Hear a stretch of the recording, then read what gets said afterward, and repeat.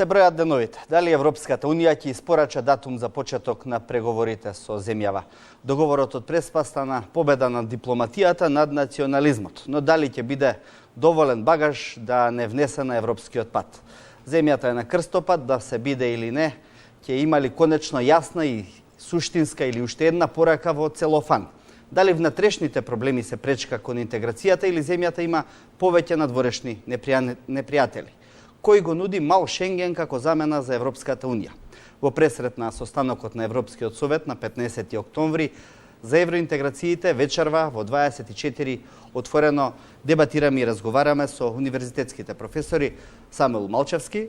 Добра вечер, добре дојдовте во студиото на 24 отворено. Мерсел Билјали, добра вечер. За вас.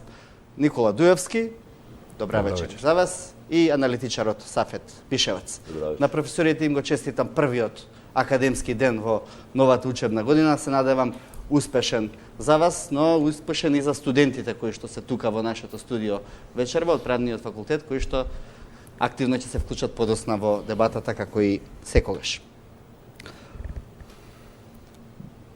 Малчевски, денеска имавме можност да ги чуеме пораките што кон ЕУ ги упатија Ципрас и Заев.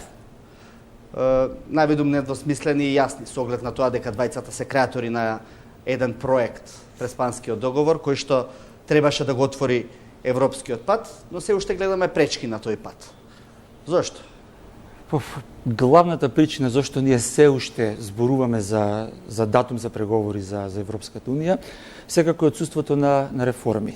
Кога дојде владата која што ја предводеше Заев, сите имавме огромно очекување дека они во суштина ќе се вклучат, ќе влезат во процесот на реформи или ќе воведат државата во процесот на реформи. Јас искрено се надевав дека извештајот од ПРИБ, оно што сите ние претходно го дискутиравме, буквално ќе им биде водилка во тој процес. Место да го видиме сето тоа, за жал видовме ние сосем поинаква слика. Од реформите ни нема. Државата понатаму продолжува да тоне во корупција, во непотизам, во криминали, за на крај Ван Хојте пред известно време да ни каже дека во суштина они немале ни цел да спроведат реформи, да направат Република Македонија побаво место за живење, него се бореле за власт. Јас искрено посакувам, па макар и тој датум за преговори да биде условен со 1000 препреки, да го добиеме. А јас мислам дека тој е единствениот начин на кој што ние би влегле во сериозни реформи пред се на институциите, Република Македонија конечно да стане правна држава, да се почитува правото и конечно да добиеме функционални институции кои што ќе бидат во функција на граѓаните и на процесите во државата, не во функција на одредена клика, одредена мала група или врхушка, како сакате кажете, која што успешно ја уништува Република Македонија. Билјали го делите ли мислењето дека можеби требаше многу повеќе да направиме во внатрешниот дел, за да сега нема дилеми за тоа што се случува со датумот за преговори? Моje мислење дека сепак зависи и од другите фактори, првенствено кон тоа кој е пристапот на главните светски играчи кон регионот и дали тие играчи конечно се враќат. Ние знаеме дека Западниот Балкан и Балкан како целина едно време беше запоставен од страна на САД, мислам пред 15 на години, така што тие беа фокусирани кон Индокина, Источна Азија и така натаму, и овој дел го пропушија на Европската Унија, тогаш сепак Европската Унија имаше некаков туку многу поголем капацитет политички колку што моментално има. И тие, како своевиден тест, сакале да испробат колку и како може да се снајде Европската Унија за овој регион. Наспротив се случи, значи, тоа со сите проблеми кои Европската Унија ги има, уште повеќе сега, и ќе ги има и понатаму, реално, значи, тоа се рефлектира во регионот кој, како запоставен регион, почнал, значи, да биде геополитички интересен фокус на некои други држави, првенствено Русија, Турција и Кина. Русија со тоа би постигнале, значи, ако е присутна во регионот, 3 цели. Првата цел, значи, со тоа, евентуалниот компромис околу Косово и Србија, веројатно би го решил проблемот на Крим, на Абхазија и Јужна Осетија. Второ би излега на Јужне мориње, што е работа која 200 години функционира како интерес на Русија. И трето, значи, со некаков умерен или контролиран пристап кон некаква мала дестабилизација, тие би се факторизирале за многу поголеми игри и во однос на Европска Унија и во однос на целите другите играчи во рамките на светот. А Турција е Сега да кажете дека овој евроатлантски корпус на држави се задоволи со тоа што Македонија за некој месец ќе стане членка на НАТО и едноставно прашањето за ЕУ не е толку важно во европски рамки. Не. Тоа ли го имплицирате? Не, мислам дека иако двата сегмента изгледа дека се компатибилно, реално, значи, иако НАТО не е само воена компонента, таа е исто и политичка, и економска, па и социјална, па и хуманитарна, ако сакате. Реално Европската Унија е сегмент кој инкорпорира, значи го надополнува тоа што останува празнина во однос на тоа што не може да се постигне од страна на НАТО. Така што не гледам дека тоа едното целосно го покрива и или го исклучува другото. Напротив, двата сегменти се потребно за се обкружи целото тоа. Ќе ги избиевме ли ние сомневањата во Европската Унија доколку на домашен план покажевме посилно ниво на реформи? Мислам дека веројатно дали не би се многу обкладил позитивно кон тоа, сепак мислам дека во Европската Унија владеат некакви други компоненти. Таа е една структура на 27 или 8, ако се уште се смета Велика Британија, кои функционираат врз основа на консензус за повеќето прашања. Тука влегува, значи, и разговорите, и членство и така натаму. И благодарам. Не мислам дека тој конгломерат на интереси исток, запад, југ. Јас мислам дека се што правиме пред се заради нас, заради граѓаните на оваа држава. Во Европа, особено граѓаните таму, не се многу свесни за реформите кои што ние ги правиме овдека или пропуштаме да ги направиме. Особено беше значајно кога Франција пред некое време, нели, истражувањата таму покажуваат дека повеќе од 2/3 од французите се против проширувањето на Европската Унија и тоа е со евиден притисок на Макрон и тие затоа не излегуваат се уште со јасен став, за разлика од Берлин, од каде што добивме прилично јасни сигнали. Може би немаше да се промени ставот на Брисел и генерално на Европската комисија многу попозитивно ако ние направевме навистина голем исчекор во реформите, меѓутоа граѓаните ќе почувствуваа. Може би за период од 2 години и не многу, но сигурно дека доколку имаше реформи, доколку се одеше похрабро да се променат работите во општеството, ќе се релаксираа состојбите. Иако јас ценам дека во овој момент ние сме релаксирано општество.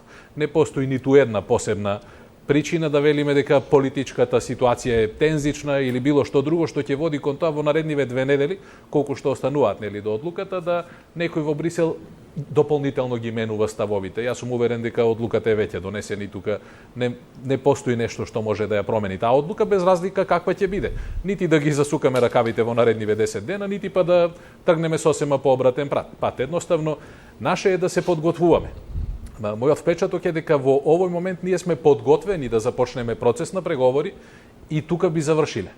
Дали ќе биде квалитетен тој процес, затоа што од нас се очекува многу во наредниот период, за тоа дополнително треба да разговараме. Бишевац, што за нас ќе значи отворањето на преговорите? Може ли да донесе еден посилен пресврт во политиките? Зависи кој ќе биде власт. Едноставно кажано, ќе зависи од тоа кој ќе биде власт во оваа држава. Да бидеме докрај честни, јас малку првен да искоментирам, пошто дел од овие тези се согласувам, се разбирам, но со дел не се согласувам. Да почнем од последното. Да, може да се случи чудо, па да не добиеме датум за почеток на преговори. Такво чудо се случи веќе еднаш во Букурешт. Не, дозволете. Сега ќе ми дозволите, би било чудо, затоа што американскиот претседател Буш во Букурешт 2 пати кажа дека ќе бидеме членки на НАТО. Па на вечерата, на крај, дојде и рекоа нема да бидете. Значи, тоа беше чудо. По мене, а вие сега можете да го толкувате како сакате. Постоеше проблемот со Грција, сега тој проблем не постои. Но постојат други проблеми. Натрешни проблеми. И тоа многу сериозни. Единствената работа поради која земјите кои одлучуваат во Европската Унија, да не се правиме наивни, има таму земји кои водат пред се сметка за собствените национални интереси, кои ги пласираат преку заедничката организација, прек се најголемите и клучните Германија, Франција, Италија и така натаму, Шпанија, ако сакате. Значи, таму тоа е интересна организација. Во овој момент, Македонија, ако треба да ги мериме критериумите политички за кои велат дека, власта вели дека ги исполнила, ние не би добили датум за преговори. Ке го добиеме единствено како награда за она што го направи Зоран Заев со Преспанскиот договор. Дали тоа некому му се допаѓа или не, тоа е друга работа. Дали некој се согласува со тоа или не, тоа е исто така друга работа. Но тоа ќе биде награда за тој потек. И мислам дека денешната реакција на господин Заев на соборот во Скопје беше директно укажување на таквиот однос. Дека едноставно Македонија ќе биде казнета, а не наградена ако не го добие датумот за почеток на преговори. Се согласувам со Малчевски. Не е важно дали почетокот ќе биде одреден за 21 година. Не мислам дека тоа е од пресудно значење. Битно да добиеме старт, а работи на колку сакате. Таа работа ја кажа и германскиот парламент со јасни препораки за однесување на германската влада во однос на она што се случува во Македонија. Ние можеме да дојдеме во ситуација и да ги почнеме преговорите, па не Бугарија или Грција, кои имаат милиони инструменти да не кочат, за волја на вистината, туку Германија ќе биде таа која нема да ни дозволи да продолжиме натаму ако не поработиме на борбата против корупција, реформите во администрацијата, реформата на правосудството како елемент, клучен темел, без кој не... Без тоа немате држава. Добро, но не е непознато Европската Унија да носи политички одлуки. За тоа сме свесни и можеби 70% од одлуките што ги носела при пристапување на одредени земји членки биле политички. Сетете се на Романија и Бугарија, например. Така е, се согласувам, но тоа се случуваше во едно друго време. Во сосема поинаква констелација на меѓународни односи. Ама пак сега политички. Сега, затоа велам, тоа е целата работа. Пак ќе се носи политичка одлука. Јас затоа велам, ние, ако е по заслуга, тие домашната задача не сме завршили. Јас да се дообјаснам, очигледно можеби в погрешно толкова. Значи нас не ни треба датум кој лани датум што го добивме за кој што славеа со народни пари и потроши 100.000 евра. Нас ни треба реален датум. Значи реален со кој што ќе почнат реформите првенствено во правосудството. Мене ми е смачено да ги слушам моите студенти како чекаат час поскоро да земат диплома за да се исцелат. Смачено ми е да седам на кафе со моите другари и главна тема да биде кој каде планира да се сели. Кој што ми е смачено премиерот од позиција на премиер и прв човек во телото за реформи во правосудство да се избоксува ослободителна пресуда, да влијае со изјави, да доопјаснува изјави дадени во судски постапки. Тоа со преговорите. И оној момент ние кога ќе почнеме да преговараме првенствено по главјата 23-24, тие работи сакале или не, ние ќе мора да ги заборавиме како држава. И нас затоа не треба преговори, датум за преговори. Зашто очигледно 30 години ние не си ја напишавме домашната. Да си ја напишавме домашната, сега ќе бевме во многу поинаква позиција. Немаше сега да мола таман заман дайте ни датум, ќе се вратат националистите, жива глупост. Него сега ќе зборувавме што ќе правиме после тој датум за преговори, кои се тимовите кои што ќе ги водат тие преговори по поглавја. Ние за жал и покрај се пак зборуваме дали ќе добиеме или не датум, милостина, дали е политичка или не е политичка одлука. Да, ако добиеме датум, и апелирам и ги замолувам нашите пријатели од западноевропските земји се да направат во своја моќ да добиеме датум. Оти очигледно тој е единствениот начин како ние би тргнале во реформи. Друг начин за жал гледаме дека нема. Премиерот Заев тоа го истакна неколку пати и порано. Нас ни треба камшикар. Добро, знаете како поразително за една држава ако вие функционирате или можете да се извинувам, ако функционирате или можете да функционирате само ако имате камшикар. Тоа зборува за вашиот капацитет. Апсолутно. Билјали Дујовски, зошто закажаа правосудните реформи и процеси? Практично, она што недостасува општеството е правда. Пред да одговарам на ово прашање, да се навратам на тоа што пред малку беше кажано, дали значи ќе биде овој пат донесена политичка одлука или меритократска одлука, или мериторна одлука.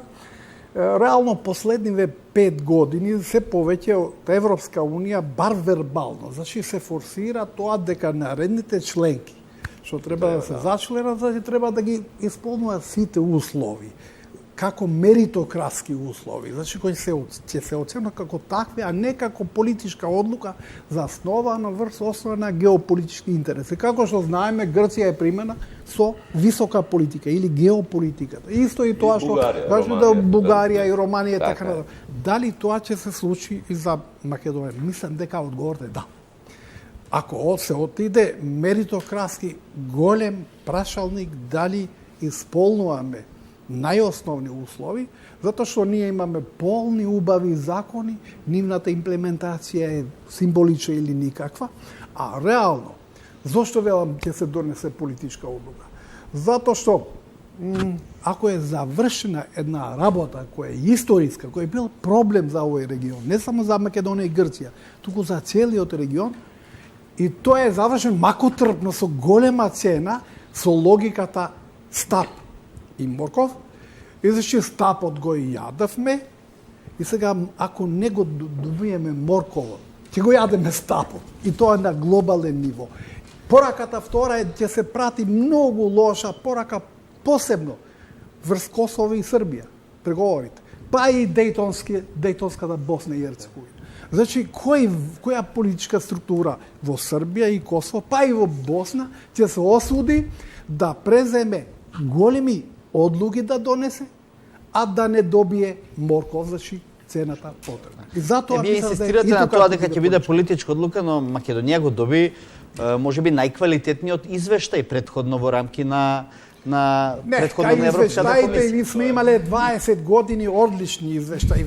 Филе нели даваше прекрасни извештаи. Не, беше безусловна препорака која што требаше да донесе од датум. Значи да се разбереме. Извештајот само препораката беше чиста. И останаа забелешките од извештајот од 2018 година. Во делот на образование дословце стои. Остануваат на сила и препораките од претходниот извештај, зашто ништо не е сработено. Апсолутно ништо не е сработено. Така да тука мора да правиме разлика помеѓу чиста препорака која што и претходно сме имале и знаеме кои се причините зашто таа препорака стана условена. Али се друго во извештајот си останува исто како 2018 година. Не е така розев извештајот кој што некој сака да ни го предочи или да ни го прикаже во јавноста.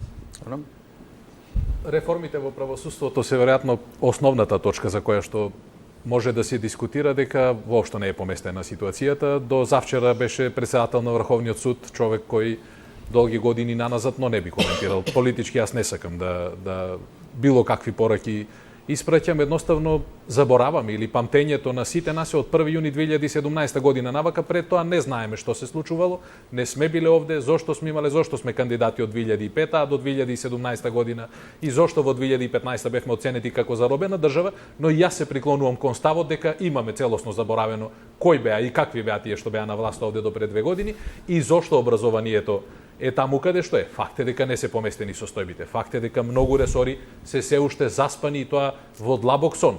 Факт е дека воопшто не комуницираат со партнерите во Европската унија. Но исто така е факт дека за разлика од претходно сега имаме сфери во општеството каде што ситуацијата е многу поместена.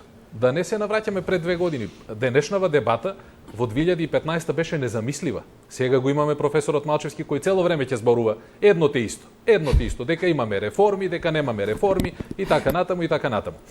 Но реалноста е следна. Македонија ќе ги почне преговорите. Македонија има механизам и е подготвена да почне. Покажавме дека самостојно не можеме да напредуваме. Имавме 27-8 години да се поместиме од мртвата точка. Ние цело време во фокусот ја имаме владата, јавната администрација, државата едноставно. Забораваме дека тотално како општество сме поразени. Приватниот сектор заостанува далеку позади политиките, механизмите и програмите кои што ги спроведуваат во јавниот сектор. Чекајте да почнат преговорите. Чекајте да почне отворениот пазар. Компетитивност. Ќе видиме тогаш колку нашите фирми, раководени од приватни менаџери, се подготвени да бидат европјани. Јас сум уверен дека тоа ќе биде многу болен и тежок процес и треба да разговараме за тоа, да се менуваме како луѓе, како личности, како општество. Само така можеме да постигнеме успех. Се додека ни е важна политиката и тоа кој кочи реформи, а кој поддржува реформи, нема да напредуваме. Се додека во приватниот сектор има луѓе кои што не почитуваат и не ценат еден денар кој што државата го одвојува за нив и не можат да го одврзат едноставно кесето за да напредува држава, да му останат студентите на Малчевски во Македонија, нема да напредуваме. Се додека чекаме сите да бидеме вработени во државата и на државни јасли, нема да напредуваме. Ние мора да се менуваме себе си. Отворениот пазар во Европската унија значи половина милиарда луѓе, многу поразлични од нас, по карактер, по менталитет, по однесување и по механизми. Погледнете што правиме со животната средина. Шилегов само треба да го решава тоа. Не може. Секој ден тонеме во лошите лични практики. Европската унија и преговорите подразбира тоа да си се промениме себе си, да тргнеме од себе, па после да оправаме состојбата во секторите. Јас мислев дека овде ќе зборуваме за настани и за процеси, ама очигледно некој обседнат со имиња, па да бидеме вака јасни до крај. Јас зборував во оваа држава за реформи, за процес на реформи, уште кога некој не беше на мапава. Зборуваме за професорот Билјали ме подсети. Зборуваме за 2013, 2014, 2015 и така натаму. Јас и тогаш бев гласен и барав реформи. Ама некој друг тогаш нешто друго правеше. За крај. Да, ако треба да се менуваме себе, тајде да појдеме од себе. Ајде. Дали декане вие би си поднели оставка од функцијата декан, зашто вашиот избор според просветниот инспектор Ѓорѓи Илиевски е незаконит. Тоа го има објавено во писмо до премиерот Заев и до лидерот Али Ахмети. Вие сте на клучна позиција во овој момент. Водите ветинг од позиција на незаконит избор од доцент во вонреден професор. Не го говорам ја, имате писмо на fakulteti.mk од професорот, од просветниот инспектор Ѓорѓи Илиевски. Кога зборуваме, значи не може ни едно да зборуваме во јавност, и едно да и кажуваме на јавноста, а во суштина друго да правиме онаму каде што сме вработени во нашиот приватен живот. Или ќе мора тоа што го кажуваме овде да стоиме позади тој, да бидеме 100% убедени во тоа што го кажуваме, само така можеме да направиме реформи. Или треба да си одиме дома. Мене стварно не ми е јасно како се на лична пресметка, но треба да одговори. Јас треба да гледам очекувам дека ќе зборуваме за настани, дека некој ќе се замара овде. Со задоволство прашање што ги боли, дефинитивно не сакам со колегата Малчевски да дискутираме на таа насока, нема да поднесам оставка, мојот избор е по сите прописи направен како и вашиот избор, тоа го констатира државниот просветен инспекторат со соодветна процедура во која што се наведува дека мојот избор не е направен на незаконит начин, но тоа беа други времиња кога едноставно со силни злоупотреби на механизмите претходната влада се обидуваше да се пресмета со неистомислениците. За среќа сето тоа сега е минато. Јас се надевам дека ниту еден човек, ниту еден професор нема да треба да ги трпи притисоците, негирањата и се друго низ кое што јас поминав институцијата во која што работам.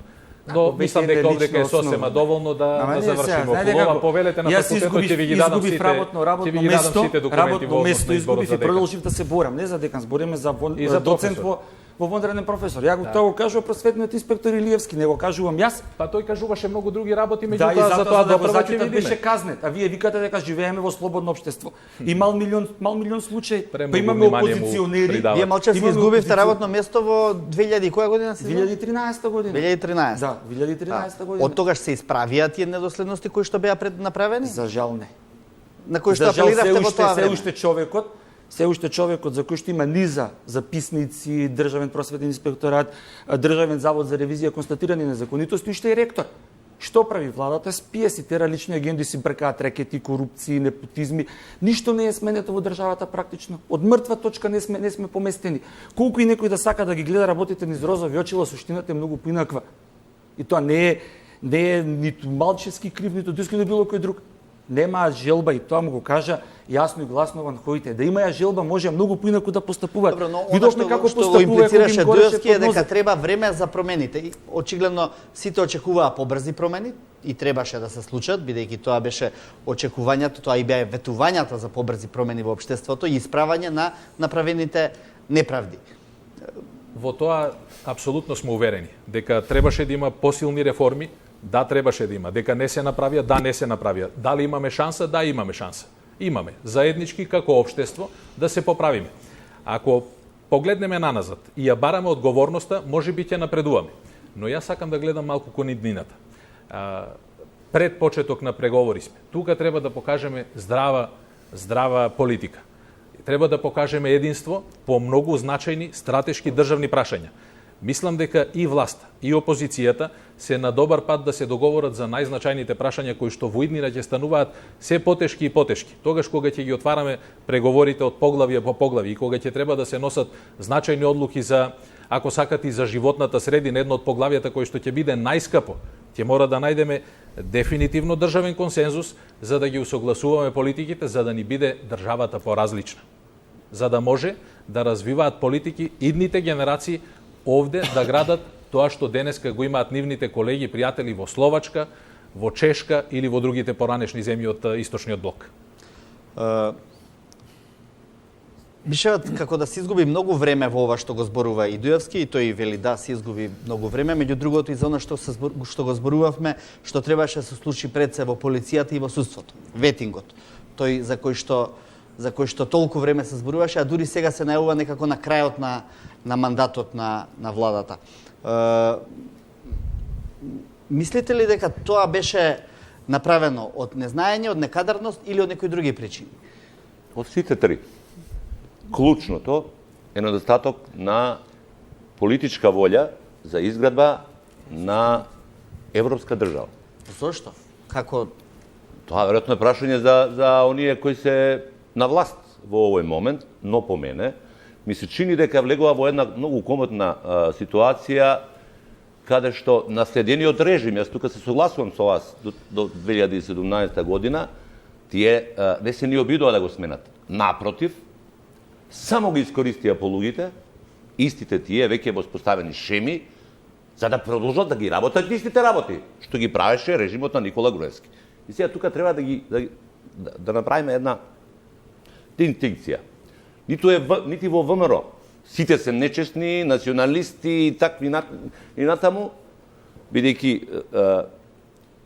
Никола Груевски и фамилијата, неговите најблиски луѓе, ја искористија таа партија за најлично можно богатење, уништувајќи ги вистинските идеали и принципи на ВМРО ДПМН.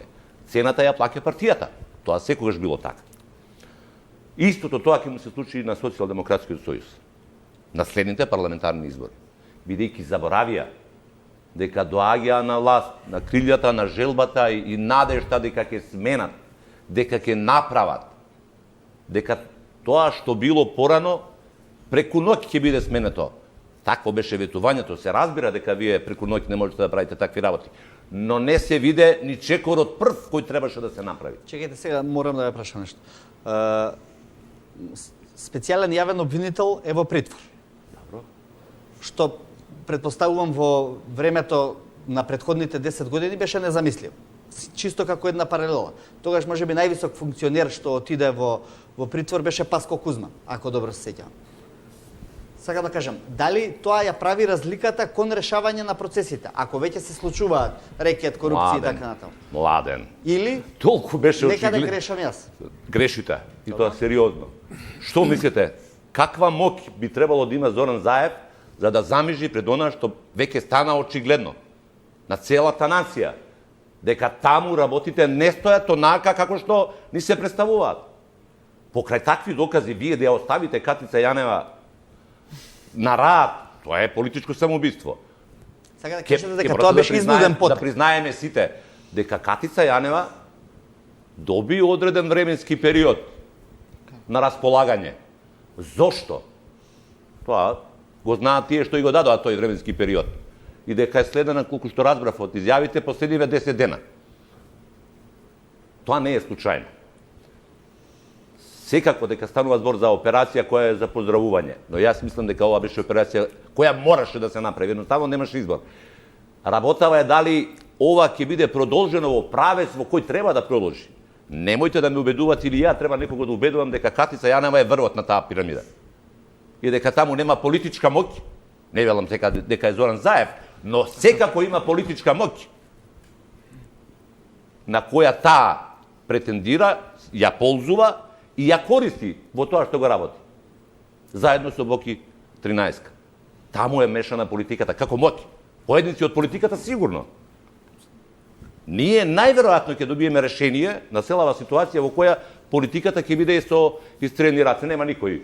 Таква беше изјавата на првиот обвинител, државен. Дека засега истрагата покажува оти нема мешаност на политичари. Океј, јас немам зашто да не му верувам, но оние кои ја следат политиката, кои ги следат овие работи, точно знаат како е можно такво нешто да се случи. Идеме до крај, само една реченица. Диту по другата страна некој имаше знаење, умење и можност да го направи тоа што го направи. Че да не го амнестираме Камчев и другата страна на приказната. Не, знам дека не ти беше тоа цел, само во интерес на вистината да кажеме, ниту едните имаја политичка моќ и знаење да го направат тоа, ниту пак другите имат. И затоа ние сега го имаме премиерот кој што коригира изјави во дадени судски процеси. Не се, тоа е нештото што треба да се минува. Во право е Мерсел која вели дека ние 30 години практично имаме една транзицијски грабеж на она што генерации македонци го создавале на оваа тло. 30 години трае транзицијата. И очигледно дека се уште нема никој кој сака да го прекине тој процес. Шансата за прекинување на тој транзицијски грабеж е почетокот на преговорите. Историска ќе биде улогата на првата влада која ќе дојде на власт во Република Македонија и која ќе каже: ние дојдовме на власт во следните 4 години. Наша цел е изградба на институциите на оваа држава. Ние мораме и сакаме да станаме европска држава, со европско право, со европски принципи, со европски живот на краиштата. Таа влада многу веројатно ќе ги загуби тие избори. 100%. Многу е веројатно. Но тоа ќе биде жртвата за доброто на државата. Ако немаме таква влада, нас ни нема спас. Билјали повелете? Па реално, ја мислам дека дело тоа што сакав сега да кажам беше кажано тука, значи според сите анализи, проценки, па и Светската банка, ние имаме сериозни податоци дека во изминативе 10 години, значи се испрани или украдени, значи околу меѓу 4 и 5 милиарди евра во Македонија или низ Македонија. Значи, таа астрономска бројка, мене не, мислам дека мнозинството луѓе или граѓани од држава не ги интересира дали некој ќе лежи у затвор или не. Дали ќе ги врати тие пари, дали ќе почне да врти тој часовник. Мислам дека тоа што му се случи единствено на овај Кочан. Но сега Кочан, да, Кочан мнозинството луѓе мислат дека човекот немал никаква заштита затоа што затоа му се случи таква ситуација што мора да биде жртва за сите други. Значи, а напротив, тоа се единствените двајца кои што од случаите на СЕО во моментов лежат во затвор. Не зборуваме за нив, тоа веќе беше кажано. Зборувам за магнати кои треба да вратат милиарди тука, за кои фиктивно, според мене, се води некаков процес кој под игра на процедурите продолжа и понатаму. Значи, кажете ми меанизам како тие луѓе би ги вратили и дали би ги вратиле парите од граѓаните украдени на овој изминативе 15 или 20 години. Ние но оваа влада на Заев имаше една историска шанса да ја покаже казнивоста на дело. Не владата, правосудните органи, се разбира. Меѓутоа да дадат политички дух на тоа што треба да биде правда во Македонија. Зошто изостана правдата во елементарните случаи еве на СЕО, Дуевски? Изостана правдата прво затоа што СЕО беше оставено во 2015 година кога се формираше како единствен механизам кој што во тоа време можеше да покаже одредена борба против криминалот. Меѓутоа тука не завршува ништо. Беше солидно во тој период. Но за џабе затоа што во судските инстанции завршуваа предметите уште во ходниците.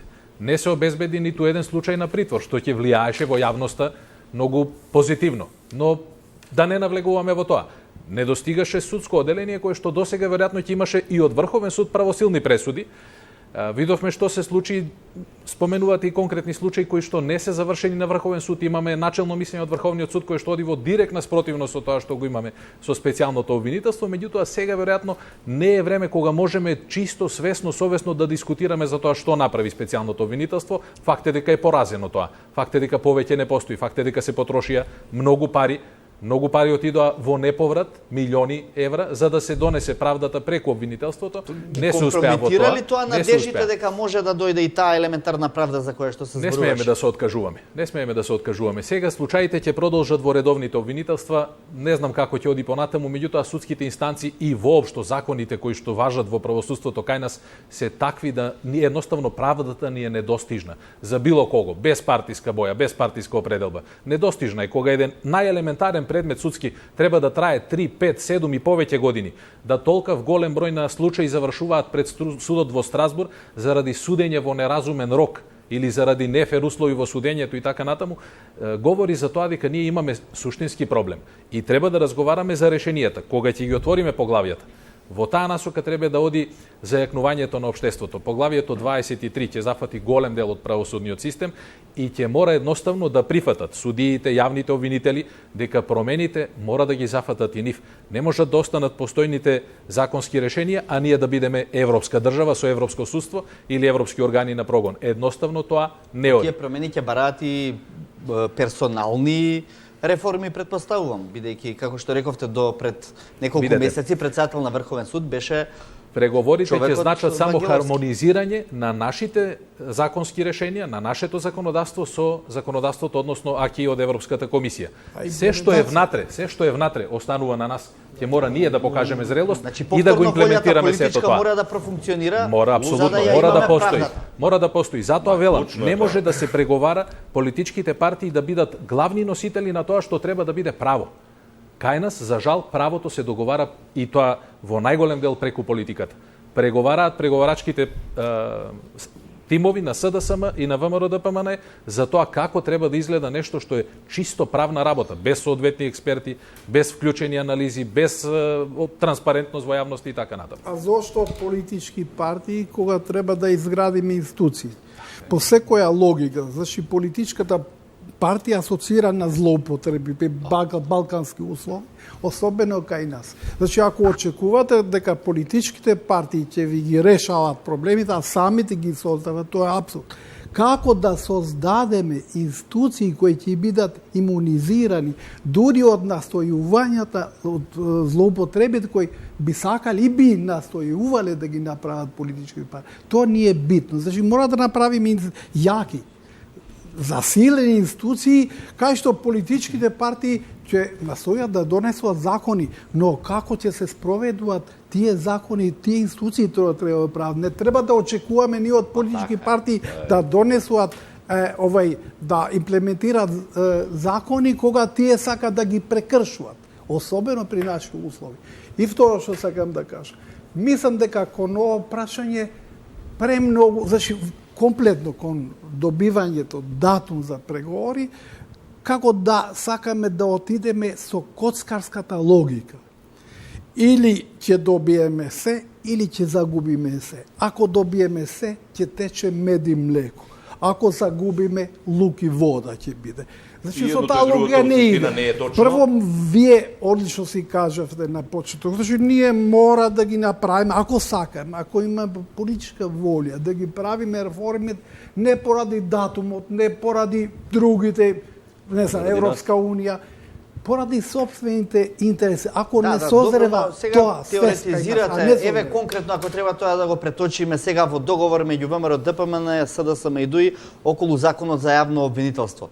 Потребен ли е таков договор или оваа законска рамка што сега постои е сосема доволна да продолжи да функционира правдата?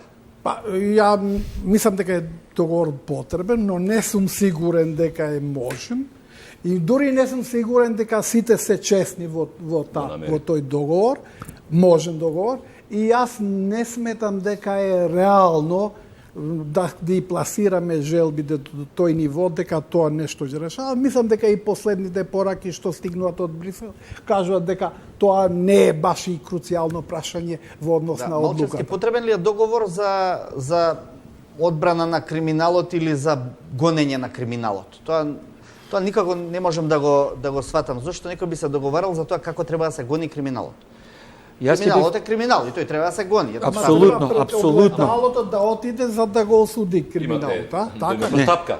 Тоа има постапка. Треба обвинители. Ја ќе бев посреќен ако целиот процес го водеше телото за реформи во правосудството, кое што знаеме на почеток како беше формирано и што се случува со него. Јас искрено сум против овие, ајде да ги речам чајанки ги викам.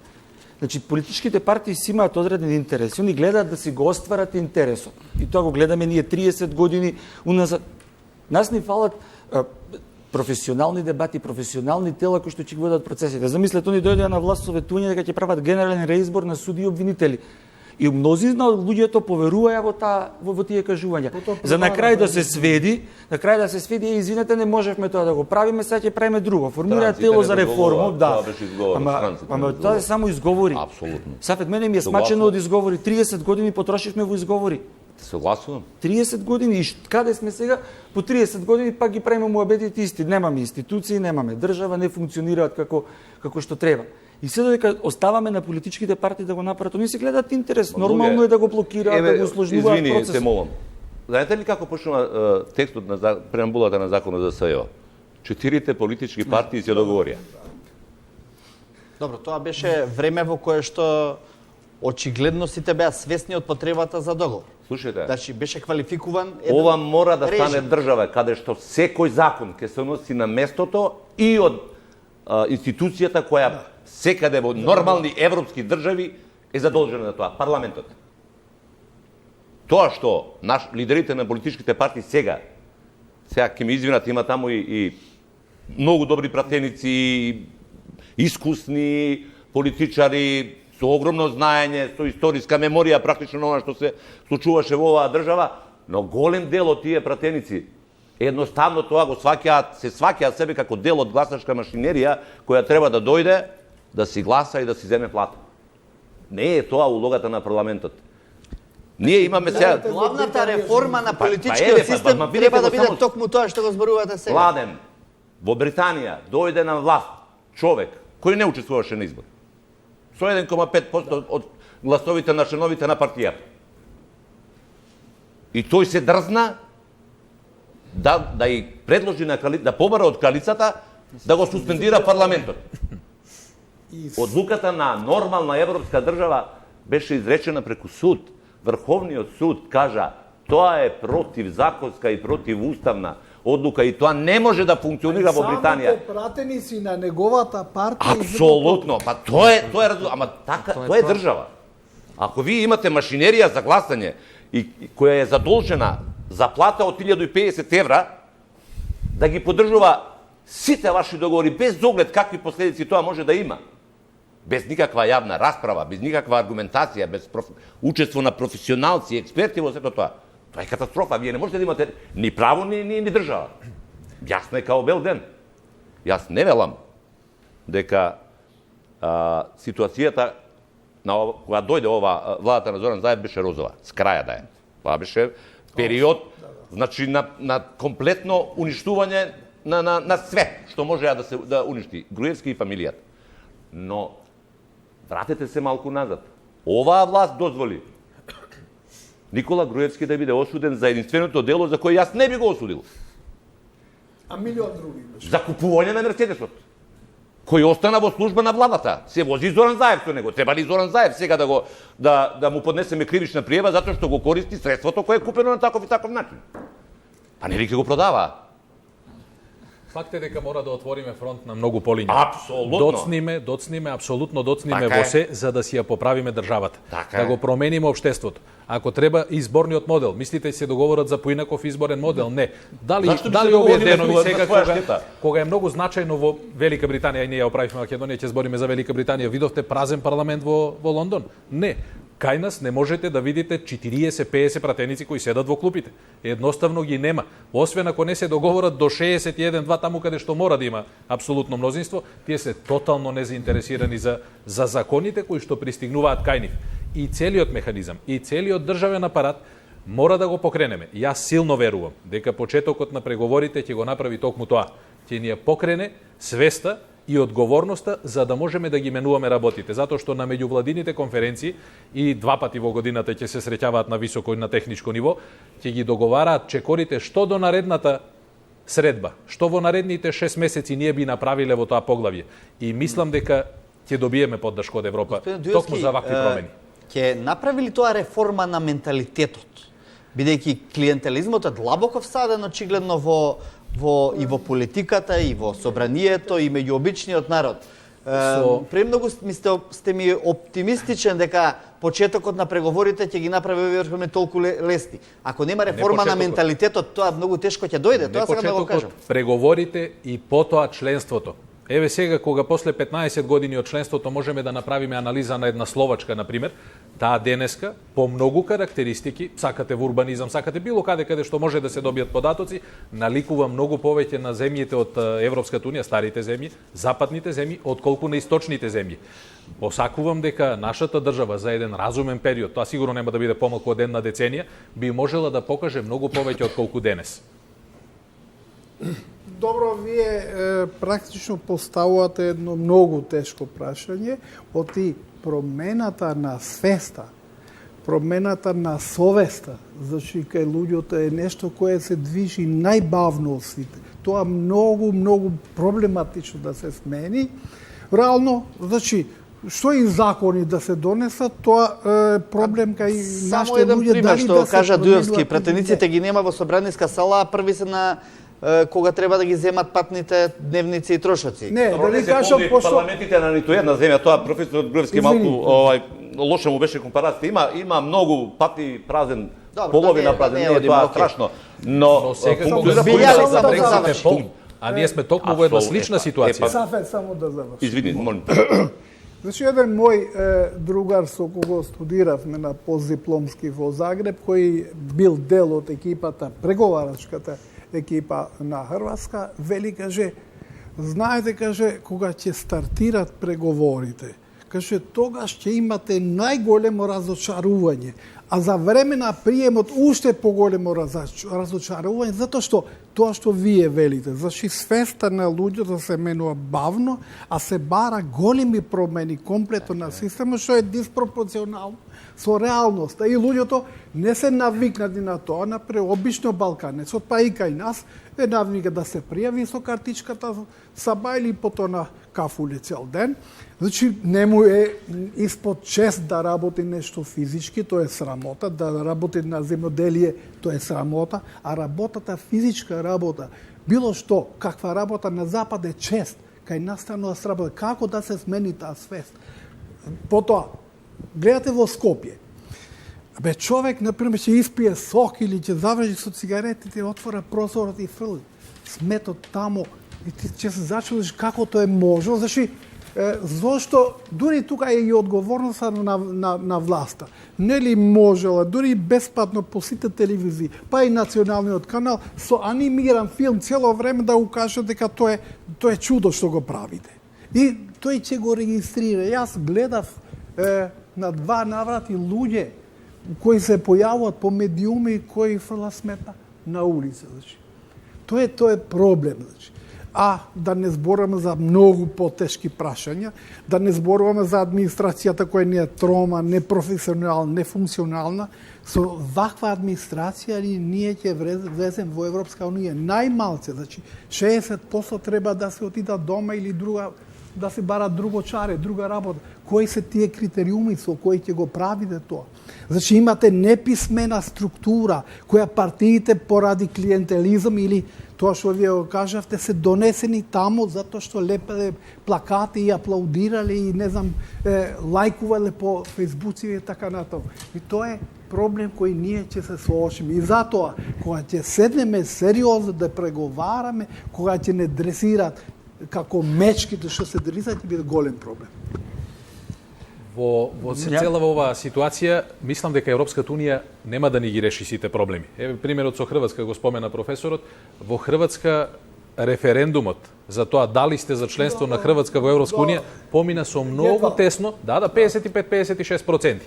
Хрватска денеска од сите балкански земји е најзагрозена од миграциите на младите луѓе. Повеќе отколку во Македонија. 10.000 секоја година за Да, тие имаат традиционални врски со Германија и така натаму. Се празни едноставно државата и нашата држава, тоа ни се случува со години наназад, ќе се случува и тогаш кога ќе ги отвараме и поглавијата и тогаш кога ќе бидеме членки на Европската унија, тој тренд можеме само да го забавиме.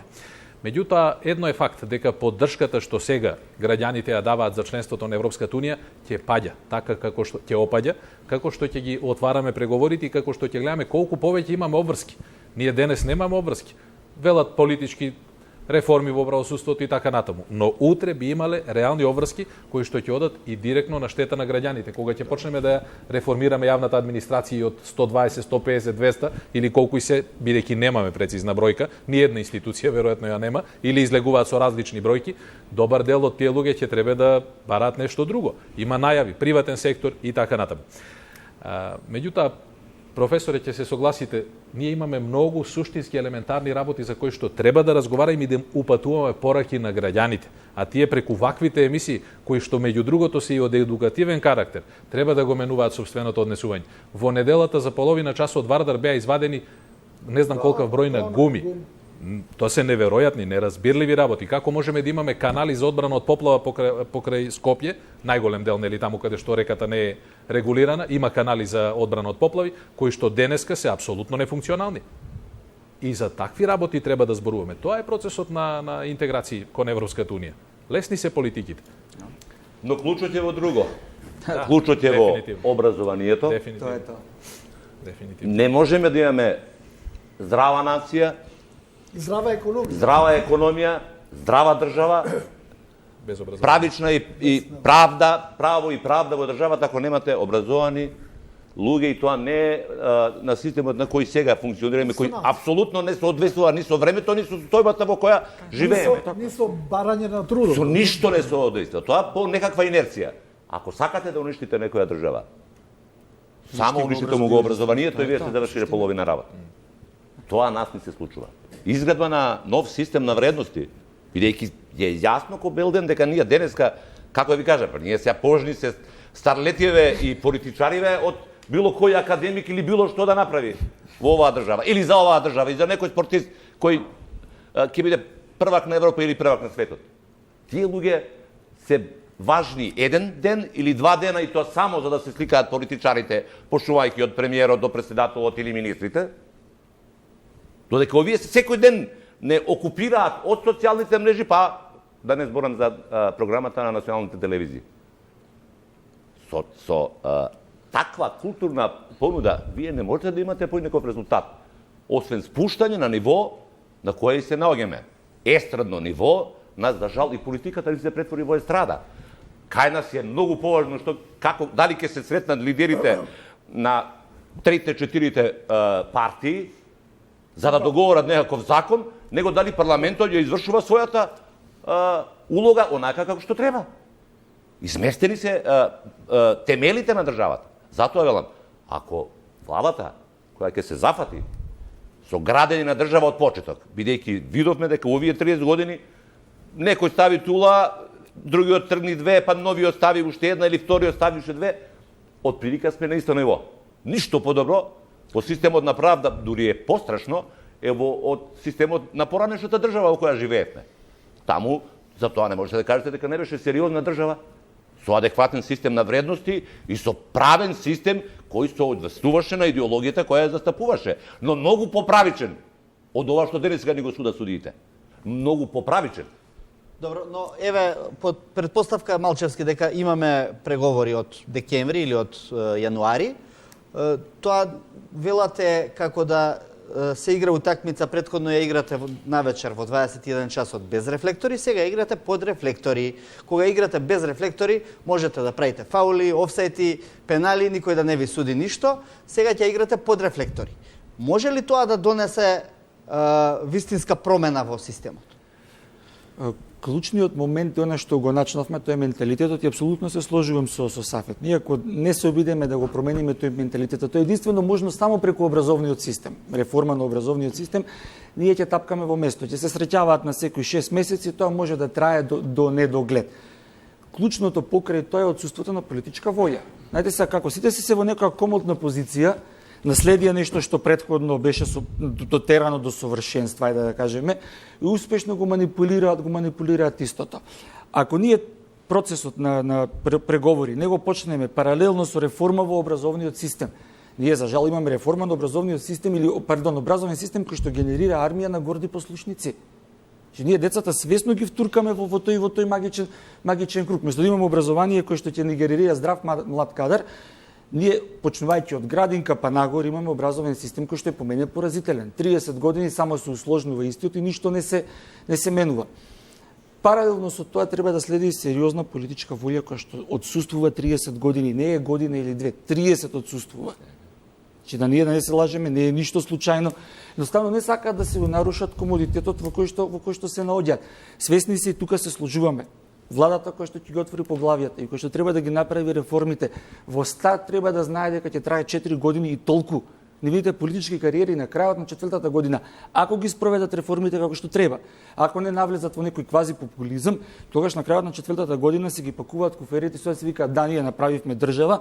Тоа е нашиот допринос за Република Македонија и одиме во политичка пензија. Дали ќе пишуваме мемуари, дали ќе работиме во NGO сектор, ќе одиме по think tank институти, тоа е нивна Гледате ли вие во овој актуелен политички естаблишмент, кога зборуваме за естаблишмент, мислам и на власт, и на опозиција, и на политички партии, таков човек кој што е спремен да ја жртвува својата политичка кариера за држава? Јас секогаш се трудам да бидам оптимист. Тешко прашање на кое што дека во оваква ситуација да дадете политичка проценка и да си ставите нож под грло и да чекате било кој момент да ви го тргнат. И да нема ќе треба да го створиме. Еве да тргнеме од предпоставката дека нема. Што не верувам, сигурно има, ќе треба да го створиме. Ако сакаме државата да ни треба по правец во кој што сите го посакуваме, да имаме функционална држава, функционални институции, слободна економија и така натаму, така натаму. Вие биле ли? Јас би се сложил со констатациите дека немаме ние соодветно образование кое ќе одговара на потребите или барањето на трудот. И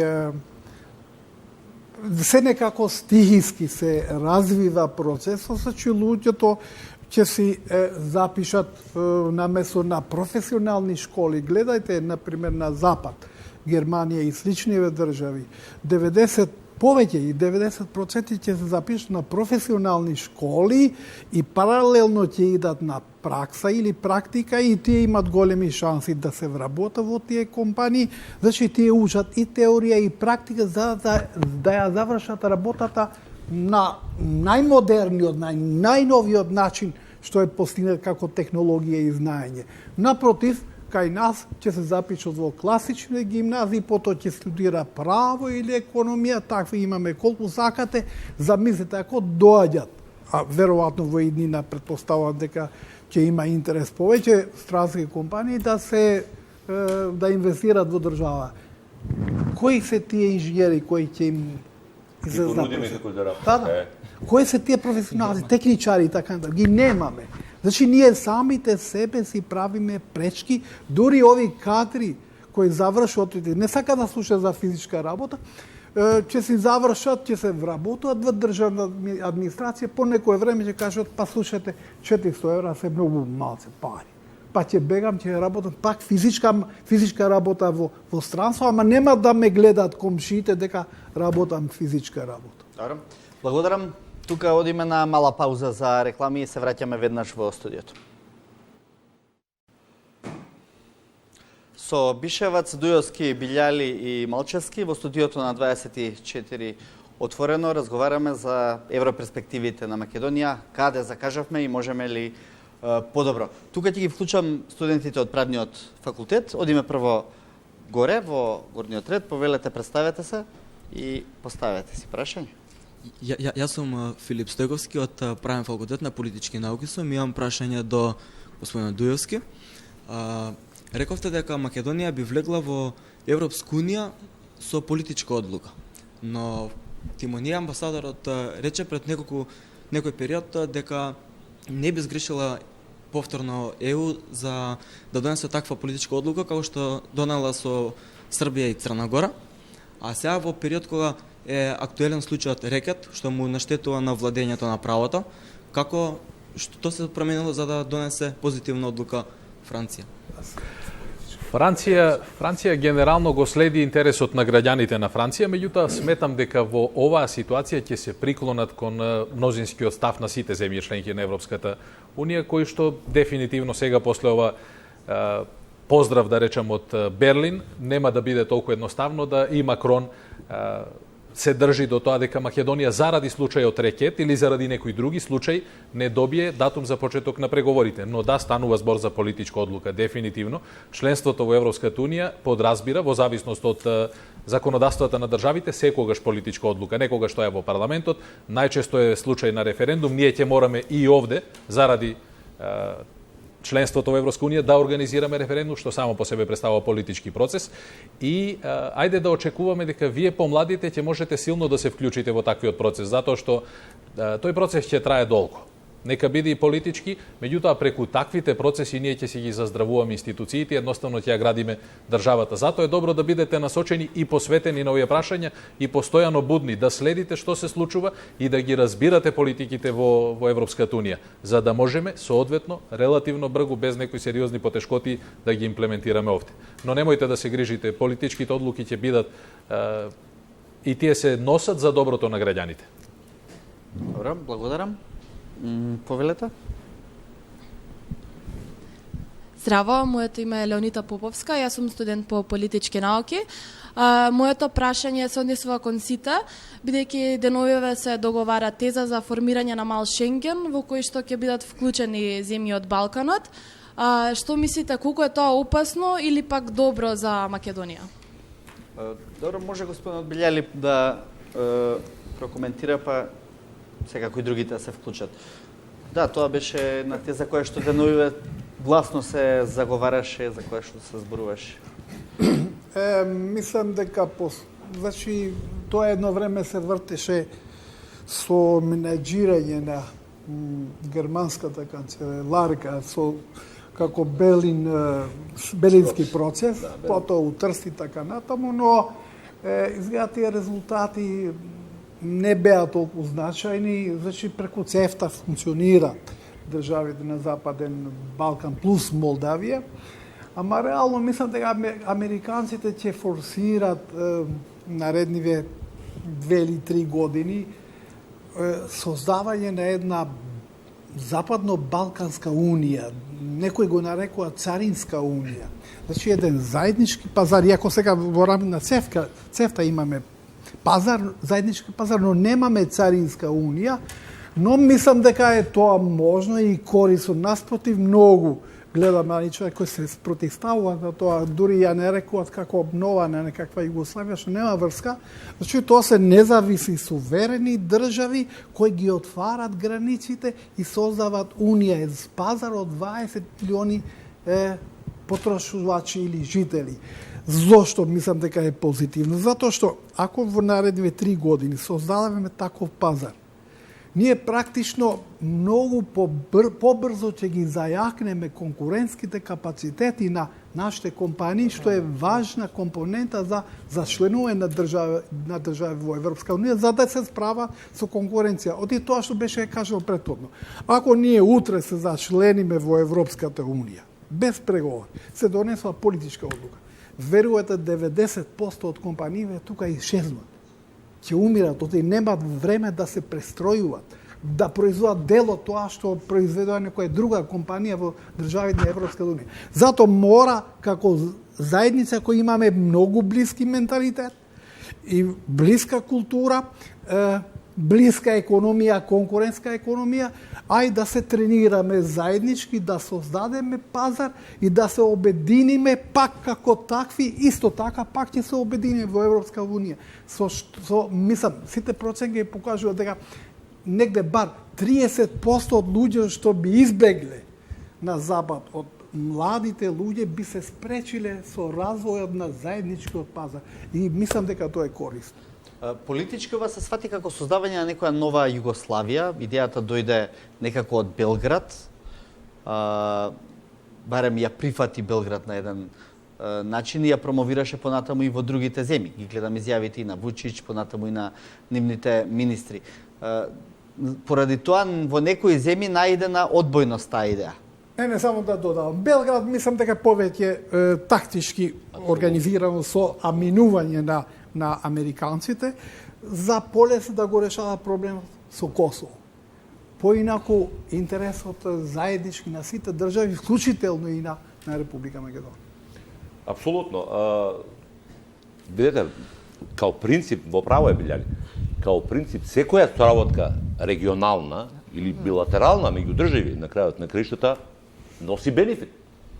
Тоа е корист имаат двете страни.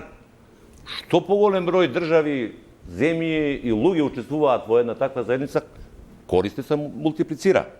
Значи не смееме да живееме во страв дека сега тоа би било сега дека тоа е некаква игра на Белград или на не знам кого од Русија, Москва, Америка. Не, тоа е практична работа од која ќе имаме полза сите. На крајот на краиштата може да се сведе и само на тренинг, на едно функционирање, бидејќи вие многу комотно ќе се однесувате во држава со 2 милиони пазар кој ви е гарантиран како монопол, него на пазар од 20 милиони каде што има уште 5 компании кои од вас се многу попродуктивни, поевтини и поконкурентни на секој начин. Така да тоа видите, секогаш има опасности од се, ама ако ја барате таа опасност, вие никогаш нема да направите никаков исчекор. Ако мислеше Заев какви све опасности може да има, претпоставам дека никогаш немаше да се рече на таков чекор. Мотивите негови зашто се реши се друга приказна, окей, тоа и за тоа можеме да збориме. Сакам да кажам, опасности имате секогаш. Но ако големиот тој каснен ви гарантира некои работи, тогаш ќе можете малку полесно да се справите со проблемите. Тоа што за нас е важно е дека не постои алтернатива за членството во Европската унија. Не постои ниту една приближна алтернатива. Тој пат е, барем од денешен аспект, е прилично далечен. Затоа сите вакви регионални иницијативи кои што ќе имаат за цел да го олеснат слободниот проток на стоки, услуги, луѓе и капитал, впрочем како што и во Шенген зоната, ќе носи бенефити за нашата држава, заради размената на искуства, заради информациите, заради окрупнувањето на пазарот, заради поголемата проточност, па со самиот факт што се добива апсолутно. Така е. Ќе можат студентите многу поедноставно да аплицираат ако ништо друго за европски фондови. Сега сме премногу мали и на нас гледаат како на некој на кој што треба постојано да му се помага. На овој начин веројатно би станали порелевантни партнери во сите процеси. Да, и јас сум апсолутно за тоа се што ќе значи олеснување на соработката помеѓу младите и трговијата е добро. Но никако не смееме да забораваме дека се тоа регионални иницијативи, дел од нив веќе постојат, можеби не во ваков смисол, но не постои ниту една соодветна алтернатива за членството во Европска унија. Тој пат мора да ни биде водилка. Значи тоа не е алтернатива, туку надополнување, скратување на процес. Впрочем, така и започнале силните интеграции во Европската унија, 85-та со подпишувањето на Шенгенскиот договор, после тоа 92-ја имаме Европска унија и сите политики растат многу повеќе после тоа. Мислам дека и Бишевец би требало да биде професор некаде, бидејќи вака добро се надополнувате. Повелете? Здраво, моето име е Антонио Несторовски, студент на правен факултет. Моето прашање имаше изјава на Верушевски во јавноста дека всушност бомбите биле компрометирани. Фрла ли ова нова светлина на Верушевски, да. Фрла ли ова нова светлина на СЈО или па на другите политички процеси во држава? Секако изјавата на Верушевски е дадена во многу сомнителни околности. Вие кога ние чекаме датум за преговори со Европска унија, кога СЈО беше на пат ќе успе, нема да успе, се одвиваат преговори за јавното обвинителство, по мене не е случајна. Апсолутно изјавата не е случајна. Кои се намерите на изјавата, не знам. Исто се проблематизира и делот во кој што премиерот се дозволува да го дообјаснува и да каже дека на следното рочиште и он ќе се дообјасни што е сериозно влијање на изјава на сведоки, сериозно влијање во процес. Во секој случај, и не е работа на премиер, така е професор Билјани, во секој случај СЈО е мртво. Ние веќе, знаете како, џабе ќе зборуваме сега и ќе кукаме по него. Има историска шанса, не ја реализира истата и за жал изјавата на Верушевски не врати 4 години назад. Сега сите адвокати од обвинетите ќе ја земат изјавата и ќе одат и ќе викаат, ќе бараат доказите да не се земат во предвид, зашто ќе викаат, еве гледате, имате изјава на сведок во процес дека тие биле, како беше, видно модификувани и компрометирани, мислам дека. Така, модифицирани и компрометирани, што сериозно претставувајќи сериозен проблем на сите процеси понатаму. И паралелно тоа доаѓа со некои најави за некакви си концепти од страна на веќе дел од поранешни структури, така да во многу сомнителни околности е дадена изјавата и сериозно ќе влијае на многу процеси кои што ќе се случат во иднина. Благодарам. Друго прашање дали имаме во Ако може може да се објасни. го искажам и моето мислење за тој случај. Точно е дека не е случајно. И мислам дека има два мотива кај Верушевски. Едниот е да си го сочува грбот, да се спаси од она зашто беше обвинуван дури и пред адекватните органи. Е значајна неговата улога во целиот овој процес. Тоа е апсолутно јасно.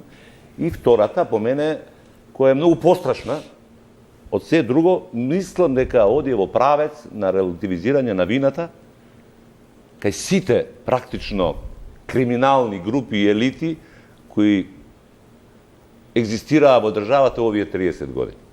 Се плашам дека целта на ваквата игра е една тивка амнестија на тој криминал и тие криминални групи во која ќе настрадаат ситни играчи од типот на Кочан, бидејќи нема ни политичка заштита, ни типа припаѓа на малцинство, на народ, како албанците, кои имаат доволно бројни и доволно моќни за да заседат во заштита на луѓе кои, еве да речеме, и направиле криминал.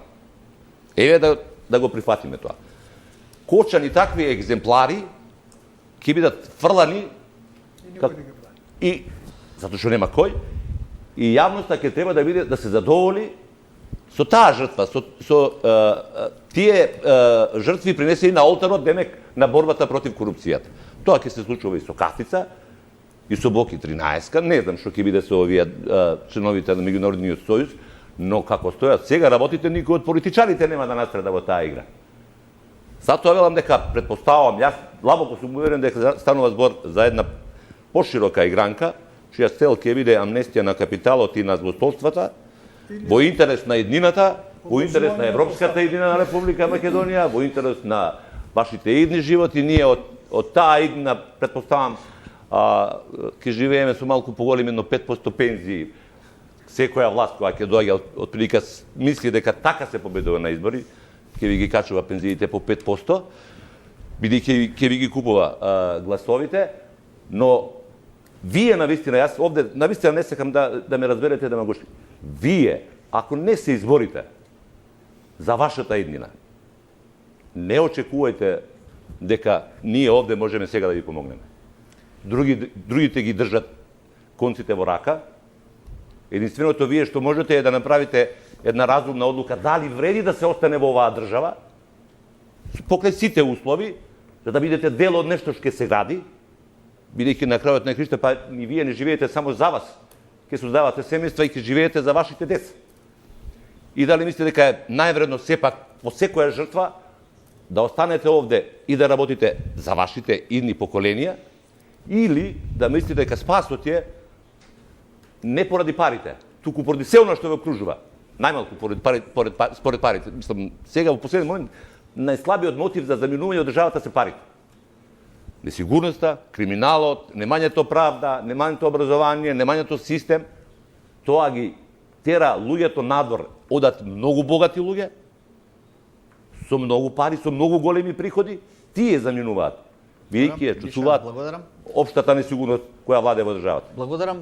Сакам да го чујам и мислењето на Дујовски во однос на изјавата на Верушевски и оваа теза што ја става во јавноста Бишевац, дека станува збор за поголема игранка, што имплицира дека таа изјава Верушевски не ја дава случајно и не ја дава само во свое име. За мене целиот случај околу бомбите и специјалното јавно обвинителство и изјавата на Верушевски меѓу другото и пресудите кои што ги имаме досега се испит за целата наша држава, за сите нас. Ако овде бидеме поразени, нема надеж за некој посериозен напредок. Бомбите не се единствениот доказ. Тие се само индиции кои што потоа се проверувани. И за случаите кои што ги води специјалното јавно обвинителство, а сега ќе продолжи редовното, има и други докази.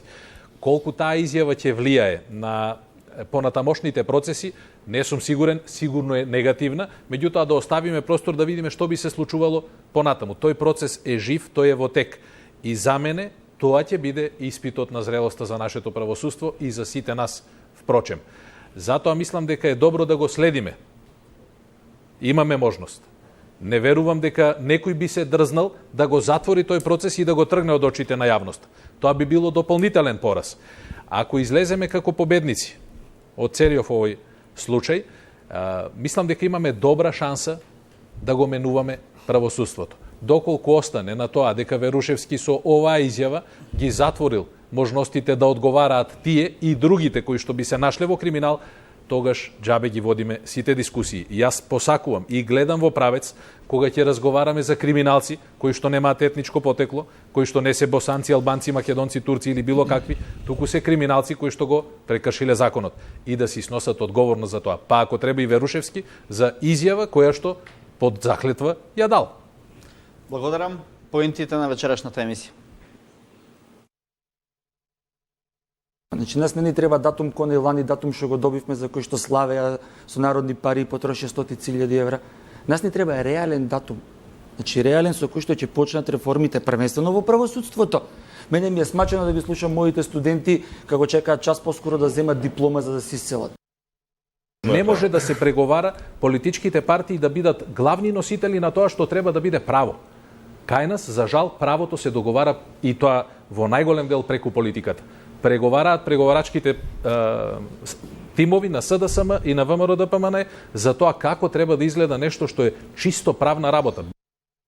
Заборавија дека доаѓаа на власт на крилјата на желбата и надежта дека ќе сменат, дека ќе направат, дека тоа што било порано преку ноќ ќе биде сменето.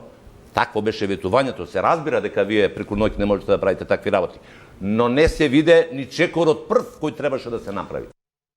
Ако очекувате дека политичките партии ќе ви ги решават проблемите, а самите ги создават, тоа е апсурд. Како да создадеме институции кои ќе бидат имунизирани дури од настојувањата, од злоупотребите кои би сакали и би настојувале да ги направат политички партии. Тоа не е битно. Значи, мора да направиме јаки, засилени институции, кај што политичките партии ќе настојат да донесуваат закони. Почитувани дискутанти, ви благодарам што бевте гости на вечерашната емисија Отворено и благодарам и на студентите од Правниот факултет, се разбери на колегите во студиото. Останете и понатаму со програмата на телевизија 24, следуваат најновите вести.